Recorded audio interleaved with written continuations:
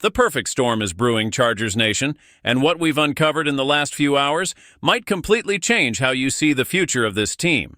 Between hidden gems shining brighter than Hollywood stars and controversial decisions that could shape our entire season, things are heating up fast. Think you know what's really going on behind the scenes? Think again. The truth behind our fifth-round steal and the latest draft rumors are about to shake even the most optimistic fans. So drop a like, and let's dive headfirst into this whirlwind of revelations. When we talk about draft steals, we usually mean a team grabbing a solid player a few spots earlier than expected. But what happened with the Chargers in the 2024 draft? That wasn't just a smart pick. It was a straight-up heist, perfectly disguised as a routine deal. And right at the heart of it is a name that's starting to echo across NFL circles: Tarheeb Still. Remember that quiet little trade with the Patriots, the one where we moved up a few spots to take Ladd McConkey? At first glance, it looked like just another chess move on draft day. The Pats got 2 picks, we got our guy, and everyone moved on. But tucked into that trade was a compensatory pick that nobody paid much attention to at the time. Number 137. That throw-in pick turned into Tarheeb Still. And thanks to Joe Ortiz playing four-dimensional chess behind the scenes, that forgotten number is now a defensive game-changer for us under Jesse Minter's system.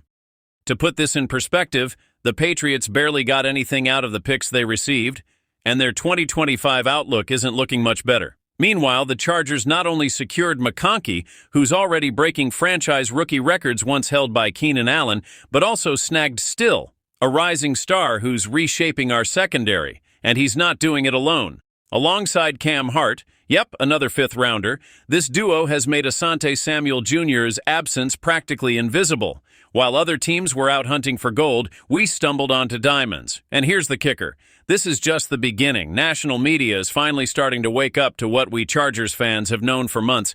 Tarheeb Still isn't just a development project. He's the real deal. A cornerstone, a player who could elevate this defense to a whole new level for years to come.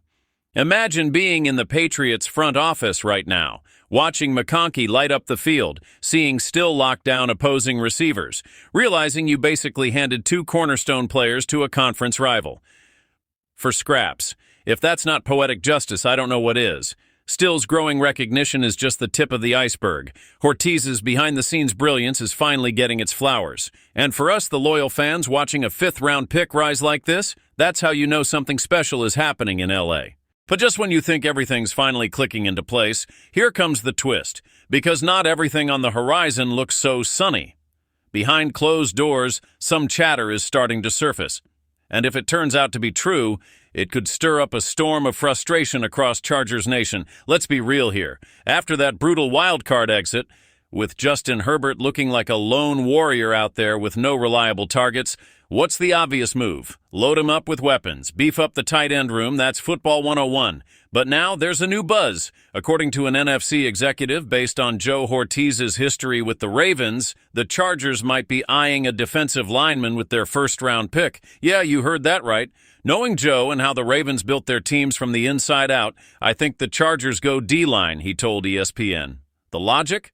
Poona Ford left in free agency after a standout year, and there's a hole to fill. Sure, building in the trenches isn't a bad strategy, but prioritizing that over giving Herbert real targets? That's hard to swallow.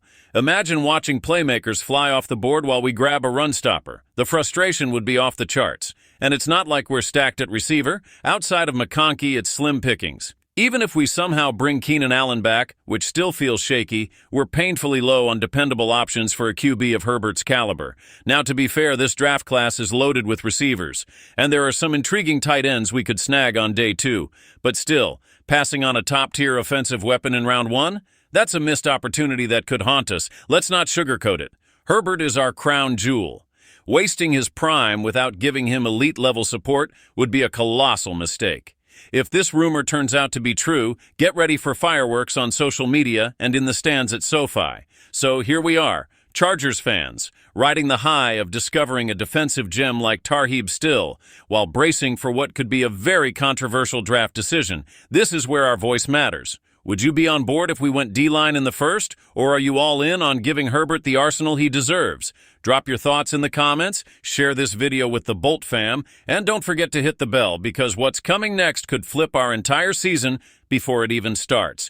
2025 is already underway behind the scenes. Let's stay locked in.